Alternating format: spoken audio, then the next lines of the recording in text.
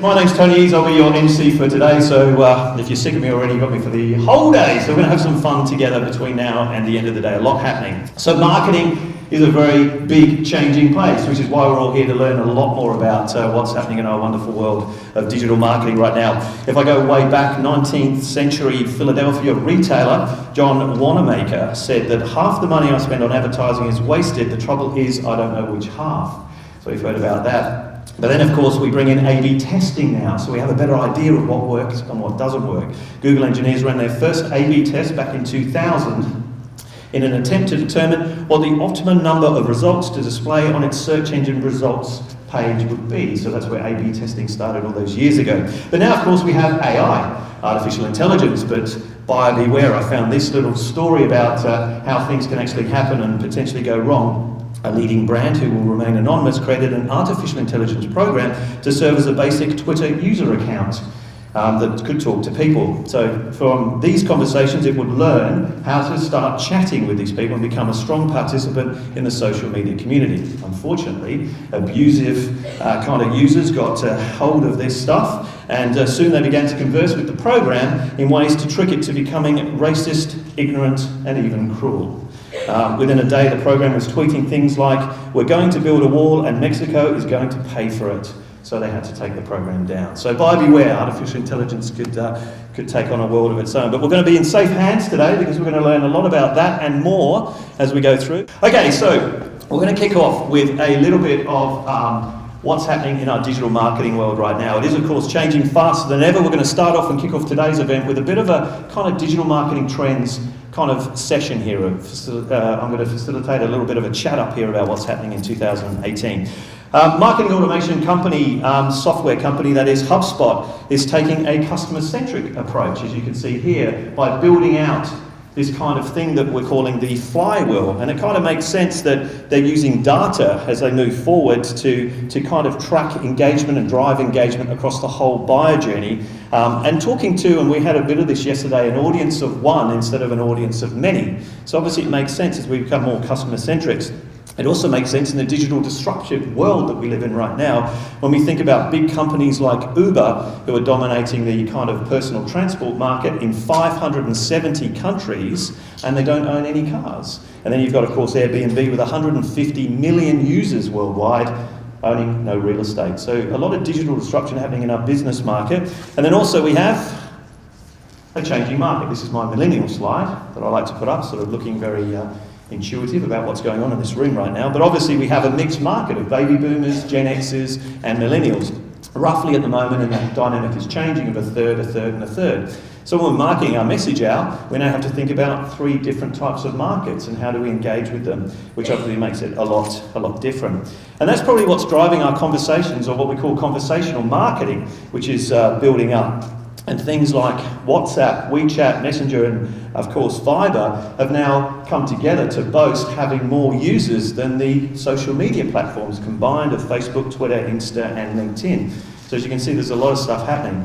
Facebook itself is obviously growing tremendously, and of course Facebook is trying to become our kind of portal on the internet using Messenger and other places like that, rather than Google, for us to actually communicate with brands. And talking of brands, of course, we're, as consumers, coming backwards and starting to think about, well, do we want to be connected with multiple different brands, or do we now want to start coming back? This was a graphic that was added a while ago saying that we're trending towards having 5 brands that we want to be connected to.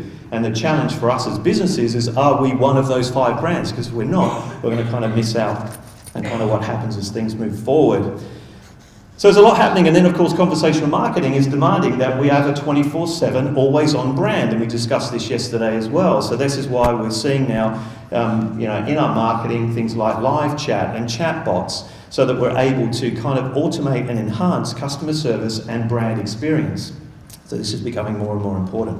So the big question is, where are we heading, and are we already there? It's always a big question.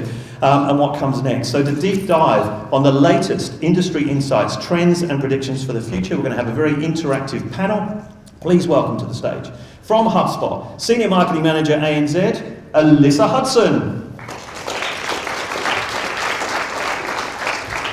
And also joining me from the corporate world, Please welcome the EasyPay Chief Executive Officer, James Foster.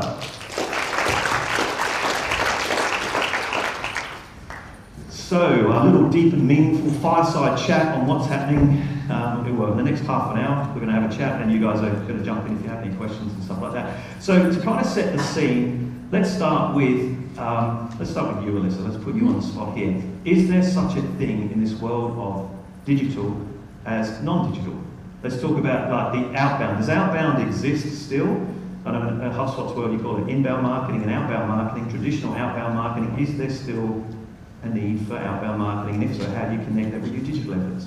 I think it depends. I think, like we would traditionally refer to kind of outbound marketing as interruptive marketing. So that might be your TV ads where you get up and go make a cup of coffee whilst that TV ad is on, because it's just not what you're there for. It's not what you're trying to watch. It's not what you're trying to consume. But I think if you're a huge consumer brand whose target audience is 90% of the population, so if you're Coles, for example, absolutely it still has a place, because you can, one, you have the budget to do that kind of marketing, and two, you're trying to reach a real mass audience.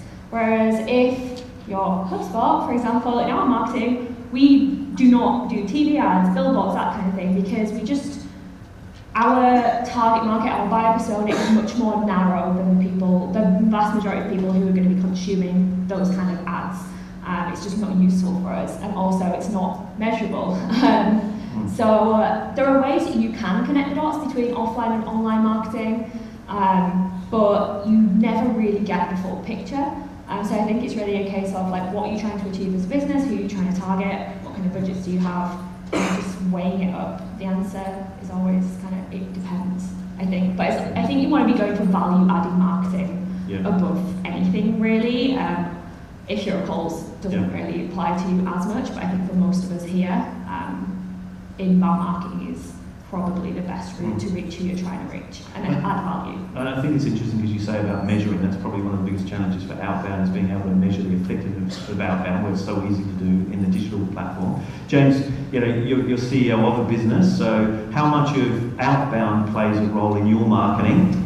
A fair bit, and I think you touched on a point that in the past, particularly with the advent of digital, it becomes naturally easier to measure and track, and therefore it can take more attention. So you can get sometimes lazy and say, well, I can measure a whole bunch of stuff in the digital space, and so that gives more comfort, and I'm going to focus on that. And you really do need to see that whole picture. Obviously, I've got a marketing background, and in the past I've worked for a company trying to market to marketers, so selling customer intelligence software. And one of our best channels was running the traditional good old breakfast briefing events. Even though marketers themselves are digitally savvy, we found the best cut through was actually getting people physically in a room and focused and paying attention, just like you guys are at a conference today. There's lots of things you can do that are online, but there still is that physical need, and it's about, to what Alyssa said, it's about the combination of what's right for what you're trying to achieve. I think any strategy that starts with this is a cool channel, or this is a cool approach, or this is really disruptive and we're going to do stuff, is always going to fail, because you're not focused on, well, what am I trying to achieve in the first place. There's room for experimentation in that, but you've got to focus on what the outcome is. Yeah. It's interesting because yesterday, for those that were here yesterday, we talked about business to consumer, business to business, but now it's really all business to human, and this kind of human connection. And this is why events like this, where you can only Google search can only take you so far, and then you kind of need to collaborate, communicate with real people in real time. Yeah, it still takes. I think that still takes away. There's a bit to some. That's a bit of a trend again. The whole business to human or human to human sort of angle, and you like telling stories and people are involved, but I've been predominantly a B2B background or a B2B2C background, and again, what changes in the B2B context is the decision-making process and how do people make decisions, and it's not at an individual level. So you can engage with one key person, human to human, but that doesn't necessarily mean you're going to be successful in getting the right outcome. So it's still about knowing your customer is really important, but it's not about necessarily the person, it's understanding the customer as a whole. How do they make decisions? How are they influenced? Where do they go for information? How does that whole process work? And therefore, where are you at in that journey? Yeah. With all the trends that are happening, that obviously we're going to hear about today and we heard about yesterday, Alyssa, how does a business kind of make a decision on which marketing trend they need to adopt and to back? Because obviously you can't do everything at once.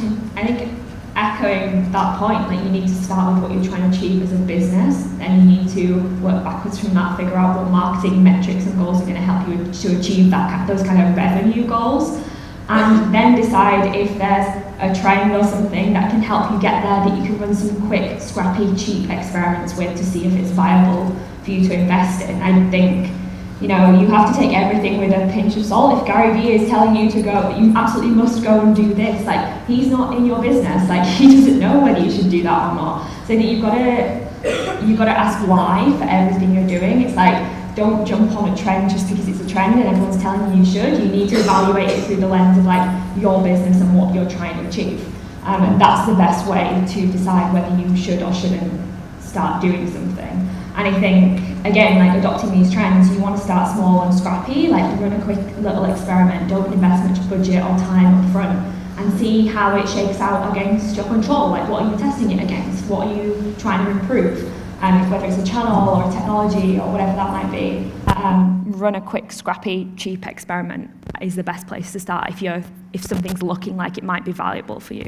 And I think, James, you're quite a fan of doing sandboxing and trying new things. Very innovative brand that EasyPay is. Yeah, and there's two parts of that, I think, because we all like to use the word being innovative, and particularly marketers, that's what we're attracted to. And we often think that competitive edge means you've got to do something completely different than others are doing, and sometimes that's definitely true. But I think the whole point of experimentation is not only doing something new, but measuring the crap out of it, right? So making sure you're actually understanding what's going on. And again, coming back to the whole, traditional versus digital, when years ago when I took over a marketing team, there was an existing corporate sponsorship in place. It was costing a huge amount of money, and on the face of it, wasn't delivering any results. And I thought, that's old school. It sounds like it's a dinosaur thing. I want to do more digital stuff. I'm going to kill this initiative. But I had at least the good sense to say, well, actually, before I kill it, I don't have enough data. My gut's telling me that it's a stinker, but I need to run it out a little bit longer and start to measure a bit more. And when I did, the results were really surprising. That dollar for dollar, it was actually the best return on investment that we were currently spending at that time. And I ended up doing a 180 and spending way more on that because it had the ability to do so. So again, it's about not just blindly following a trend and not just assuming that something new is going to be better. And also, I think competitively, sometimes just because one of your competitors is doing something doesn't mean you should do it. Getting a competitive advantage sometimes is just about being better at doing the core things than someone else is, and that can get really lost. I see a lot of organisations jumping in to some of the newer stuff, and if they're doing it as an experiment, it's fine, but if they're doing it at the cost of some of their core stuff, then that's not a good thing. So, next question for both of you, because this is, before we get into some of the trends, because obviously people are itching to find out what you guys are really working on and what you're looking forward to 2018.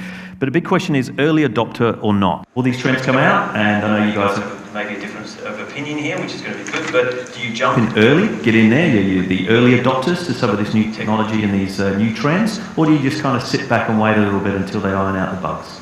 I think if, like I said before, you've identified a new technology or a channel, looks like it's going to be promising for your business, and you've run the numbers and kind of got some projections on what you might see as an outcome from that, and you've done a quick scrappy test and you've seen some good results. I think when you're looking at new channels, being an early adopter can be beneficial because, for example, I ran all of HubSpot's experiments with Facebook Messenger as a new channel, and we saw like 3 times the results that we saw with email marketing, and that's because marketers haven't got in yet and ruined that channel. So we're seeing outsized results from that channel because we are an early adopter in it, but we didn't go into that as a rash decision. Like I said, we ran quick, cheap experiments to test out kind of its viability for us as a channel and what it was going to do for our marketing metrics and how it was going to help us hit them. And then after kind of 6 months of running different experiments, different use cases. We then decided that we were seeing enough promising results to invest more time and budget into something like that. So I think that's an example of how being an early adopter on a channel when marketers haven't got in there and ruined it and turned all your audience off ever consuming anything via that channel, that's where it can be a good example of getting in early is a good thing. Yep.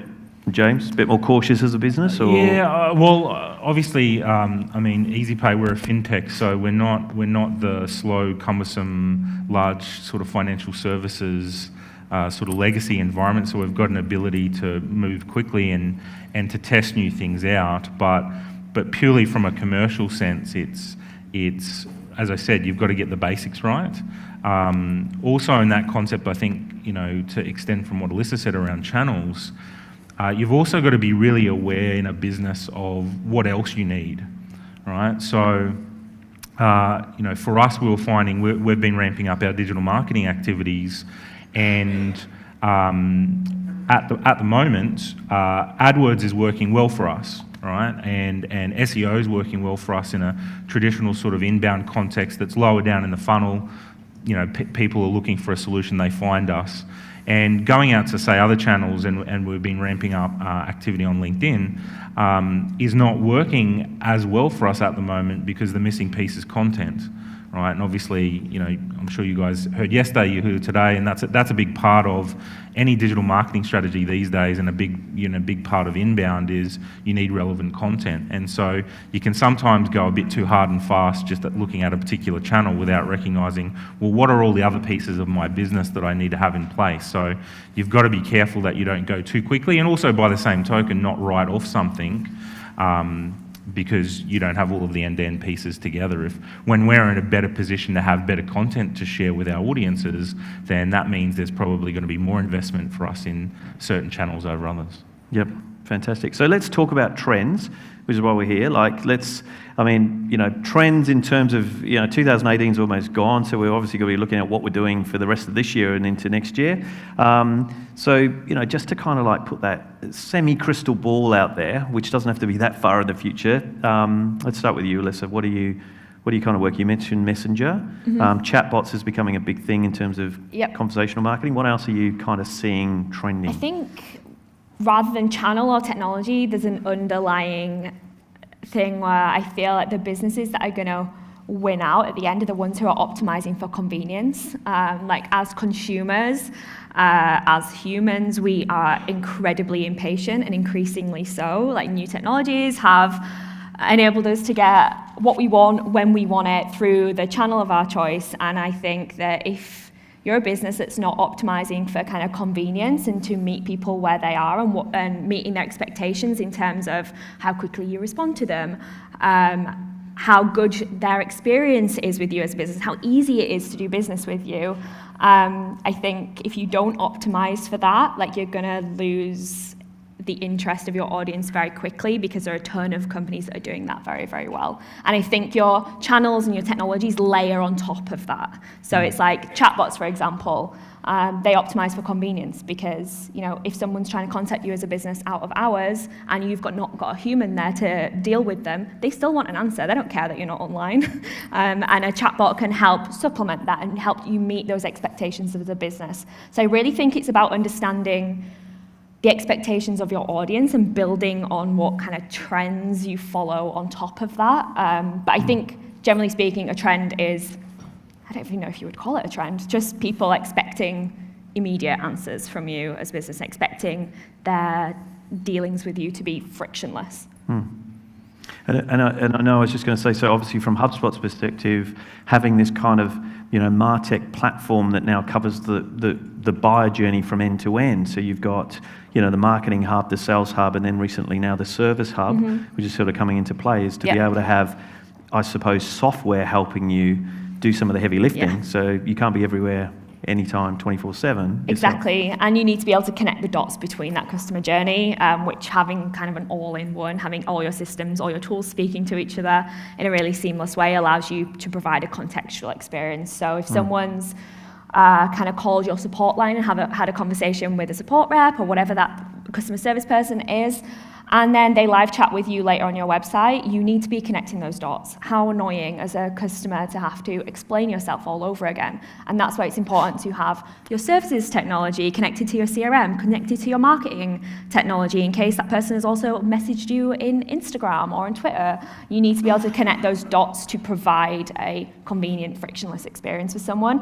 And having, that all-in-one tools speaking to each other is kind of the only way you can really have that timeline of activity. So James, how is EasyPay as a business now, kind of like trying new trends or looking at new trends? Where are you shaping? At the risk of sounding uncool, and I'll put it out there, I hate chatbots. I hate them with a passion. I think for me it's because there's a disconnect between that promise that sort of Alyssa's just mentioned and the actual reality. So, there are bits and pieces out there. So there's that ability to chat with people online in various channels. Theoretically, there's the ability through AI to have a better understanding of what people need and personalisation. And yes, the dream of that is rolling it all together to automate.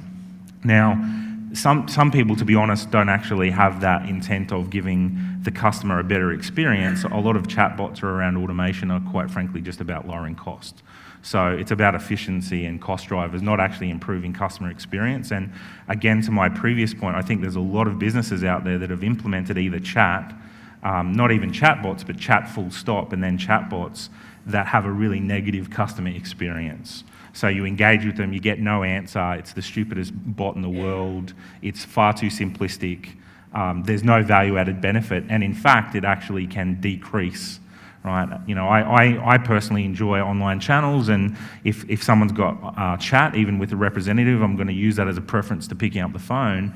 But if I have to be on that for 16 hours waiting for a chat consultant, or I get bounced between 6 different people, only to then be told, actually, for that specific issue, I can't deal with you, you've got to call our call centre, here's the number, see you later, it's a really negative experience. So I think, in that context, those overall trends, there's that hint of a promise out there, but you've got to be really careful about focusing on what you should be focusing on. I think the other trend that we're definitely seeing in terms of the tools we use, and you talk about the MarTech platform, and there's this sort of explosion and then consolidation of players in the market. And I think the challenge there is that there are certain things that become commoditized. So, to some extent, CRM and email marketing and things that are mature start to become commoditized. There's not as many players in the market there. And it makes a huge amount of sense to have a single platform that you can see end to end. But then the challenge is with these new technologies, be it AI or chat or whatever, they then start to become very specific to an industry level. And so, there are lots of providers out there that deal just in the fintech space. And so they talk to me specifically about what they can do for me. And there's an attraction there because I'm trying to, again, differentiate. But that then ends up in that more spaghetti. So there are these new things that I then have the big challenge of plugging into my core platform, and then that hurts the whole reporting and insight. And even then you get that next generation wave of new data connection platforms that they say they can solve that problem, but they don't connect to everything. And then the wave continues. So you're always playing this catch up between, do I go for that innovative new thing, meaning that there's going to be some sort of downside, it won't plug into X, it won't plug into Y, and where do you draw the line there? And I think that's going to be a constant evolving challenge, and we sometimes as marketers fool ourselves that it's all going to be okay in the next 6 months, and that promise of the next technology wave is going to solve all of our problems. And if you don't get your housekeeping right, if you don't get the basics right, you're basically stuffed. Yes. We're going to open up for questions. Dan's going to grab the box. So just put your hand up if you've got a question. Interesting comment about the chatbots, because I think that's really, you've got these conversational bots which can be challenging. I agree, because they kind of try and have a conversation and it doesn't quite work out. And it becomes conversation to frustration. But then you've got transactional bots, which I know HubSpot have had some success with in terms of like booking into an event like this, where you can go online and you can go through an automated process to actually book your ticket. I think conversion rates have been pretty strong. Really, in transactions. yeah. I think the chatbot as like a all-seeing, all-knowing, all-doing solution to any of your problem. Yeah, technology-wise, we're just not there yet unless you're a huge behemoth of a company who can afford to have a full AI solution there. We absolutely do not have that. We never did, and we still saw really good results with these kind of more transactional use cases. So for example, one thing we did was instead of having someone have to go on mobile from a Facebook ad to a landing page to a 14-field form to have to register for an event or a webinar, we, in Facebook, turned that form into a conversation and had, when you clicked on that ad, it opened up in Messenger, and there was a transactional bot there that said, hey, let's get you registered for this event or this webinar. What's your name? What company do you work for? And as we were doing that, that was zapping across to our CRM, that information. So I think that's and we saw our cost per lead or cost per registration reduced by, I think it's about 5 or 6 times using that ad type, and just a nice interactive experience. We had people tagging their friends in the comments, like, you have to try this way of registering an event, like, this is so cool. It's kind of like a bit of a delight moment, and that's because it was reasonably easy to set up something like that. It's not AI, it's a very simple branching logic bot that has a transactional use case. So it's like the expectation of what it can do from an audience perspective, people interacting with it, are quite low. It serves one purpose. It's there to get you registered for this event, and that's exactly what it does. So I think it's about setting expectations as well, like when you're using this kind of thing. It's very difficult to build an all-seeing, all-knowing chatbot without having millions of dollars to fund it. Let's ask in the audience, who's actually using chatbots in their marketing right now? 2, 3. So obviously it's a new, so that could be a good way for people to start, a very simple kind of transactional really kind of through Messenger or something for, ordering a product or a trial or something like that. Any questions? Because we've got 5 minutes or so with these guys up here. Yeah, g'day. Thanks for the discussion, very interesting. I've been looking at, for a little while now, I assume it's a transactional bot that the ABC uses for to get people to subscribe to its news alerts. And I would like to implement something similar in order to engage with a very targeted audience. So we're medical professionals who are often bombarded with material. So we're trying to get them to come to us and subscribe to news from us, either about our organisation or relevant to their industry. And I just wondered if you'd heard of other people doing that sort of thing. What kind of costs might be involved? Yeah, so I actually built a very similar thing for HubSpot. So we have subscribers to our kind of email. They get content from us. This is separate to our blog. This is like in Australia specifically, Australia and New Zealand.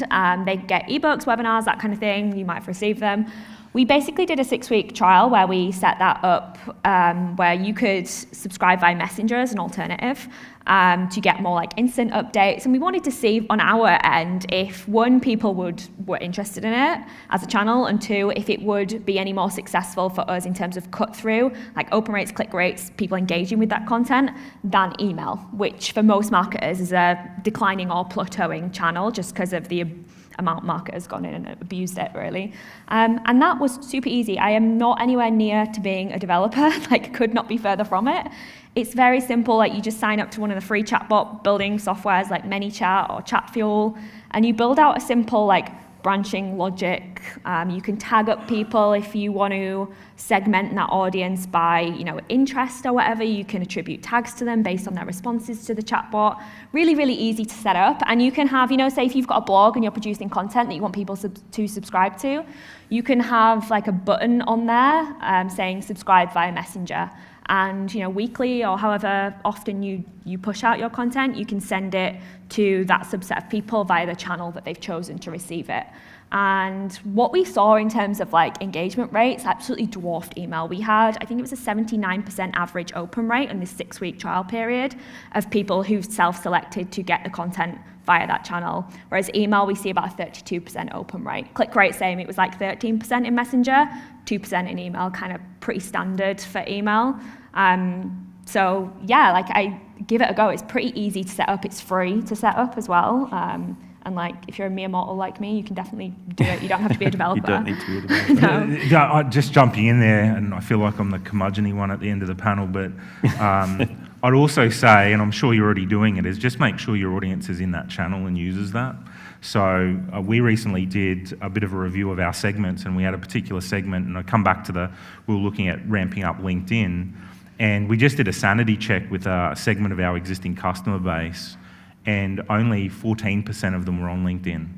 Shock horror, right? As people in this room, I'm pretty sure it'll be 99.9% ranked. And sometimes you can just make these assumptions that, well, people are going to be using that channel, and that definitely changed our attitude for that particular segment, that we weren't going to use that channel. So definitely just make sure that people are in that channel that you're choosing. And that's where experiments come in, right? It's like, just try it.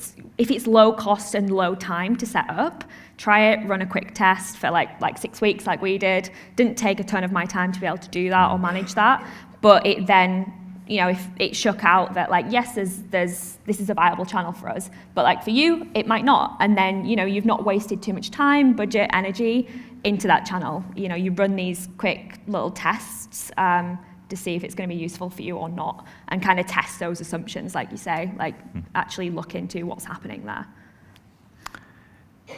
Do we have another? Oh. I was wondering if there are any trends around the ability to look at cultural background in marketing so that you can actually target better or communicate better looking at the cultural background. What do you mean when you say cultural backgrounds, just to clarify?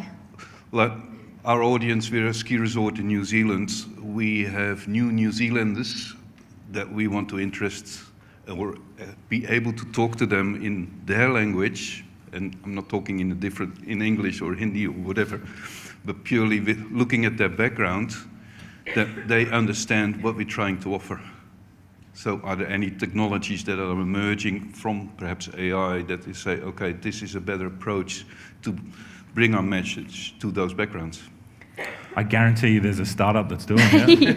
That's what I can definitely guarantee. There will be someone in the world that's exactly got the product that's solving that problem that you're articulating. Whether or not it's very good or it's used by anyone's a different story. Yeah. I don't think it's as complicated as it might feel like it is either. Like, if you strip it right back to what you're trying to do is connect with a certain segment of people. So you do buyer persona research, you interview your ideal existing customers or the people that you're already connected with. You build a profile of who these people are, what their challenges are, what their goals are, what kind of channels they use most commonly, and you do that kind of research up front. And then you've got actually a lot of existing tools that can help you target them best. So like the audience insights you get in Facebook are super powerful.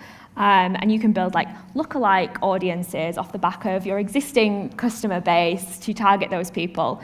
If you're looking at like what language you use to connect with them, I think a lot of that is trial and error, like writing different copy and testing it against something different. And there are means to solve that problem already. If you kind of just bring it back to basics and what's already available to you a little bit, it's possible to get that insight now, I think, anyway. Just on that, actually, if I was this morning on the way in here, I follow Mark Ritson on LinkedIn. If you don't, I suggest you do. He's a controversial marketing voice in Australia, but he always shares some pretty funny stuff. And there's a Deloitte study that's just come out about particularly around mobile penetration. So one of the aspects was mobile usage across generations, and we all talk about millennials, and one of the interesting things there that they were showing in terms of mobile adoption and usage is now drawing parallel between the sort of three age brackets, the 21 to 35, 35 to 45, 45 to 55. And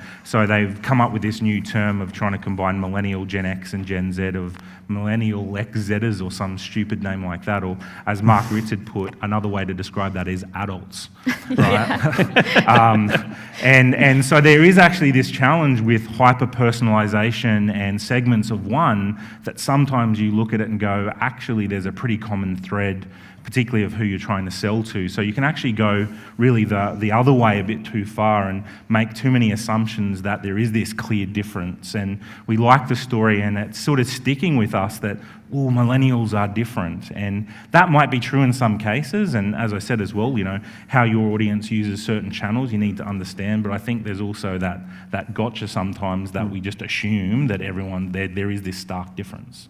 You know, when I'm on the train, it doesn't matter how old people are, everyone's on their bloody phone, right? So, We're all using the same device and we're all adults, so it's not that complicated. We're out of time, folks, so please join me in thanking our two guests today, Alyssa Hudson from HubSpot and James Foster from EasyPay. Thank you.